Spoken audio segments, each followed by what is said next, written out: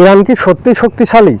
Iran কি আগে থেকেই শক্তিশালী ছিল, নাকি বর্তমান ইরান শক্তিশালী হয়েছে? আসলে ইরান শিক্ষা নিয়েছিল ওই সেই ইরাকের সাথে আমেরিকার যখন ফাইট হয়, সেই ফাইট থেকে কিন্তু ইরান শিক্ষা নিয়েছিল এবং ধীরে ধীরে তারা শক্তিতে পরিণত হয়েছে। তারা বুঝতে পেরেছিল যে আমাদের উপরেও আঙুল একসময় উঠবে, তাই তারা তাদের প্রস্তুতি নিয়ে ধীরে ধীরে আজ এত দূর পর্যন্ত। আর সেই সাথে তো তাদের বন্ধুরাষ্ট্র আছে, তারা তো সহযোগিতা করেই। তো ঠিক তেমনই চিন্তা করা উচিত প্রত্যেকটা দেশেরই যে তাদের সার্বভৌমত্ব রক্ষা করার জন্য তাদের নিজেদেরই প্রস্তুতি নিতে হবে।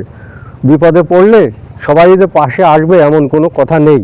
আমাদের বাংলাদেশের কথাই ধরি, আমাদেরও কিন্তু দরকার নিজেদের প্রস্তুতি নেওয়া, নিজেদের সর্বোচ্চটা দিয়ে নিজেদের দেশ রক্ষা করার জন্য যা কিছুর প্রয়োজন সেগুলো কিন্তু খুব দ্রুতই তৈরি করা উচিত। বলা তো যায় না কোন দেশ আঙুল তুলে ফেলবে।